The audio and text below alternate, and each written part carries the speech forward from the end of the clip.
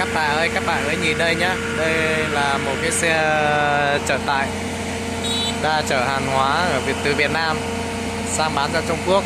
Thế về đây thì do mưa lâu ngày quá cho nên cái đất nó mềm quá, là hôm qua có cái xe nó lật đổ ở đây xuống dưới khê kia, xe nó nắp hết như này các bạn.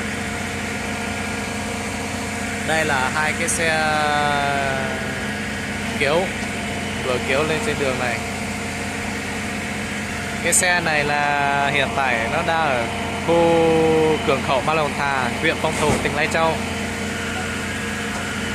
Xe là xe chở hàng hóa, chở thịt bò, chân gà, chân lợn đi bán cho Trung Quốc. Như do lúc ra đi thì đến đây thì tránh có xe ở đây thì xe có hàn lại không tránh bên trên, lại tránh bên dưới, nên là nó bị đổ. Các bạn hãy nhìn đây nhá, tất cả là đầu xe méo hết, kính bay hết, như người lái xe với không việc gì, bị thương một tí thôi.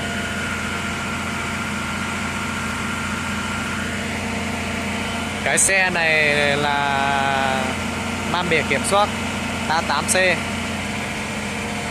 08899. Biển số xe này và cái xe này thì đăng ký Vĩnh Phúc.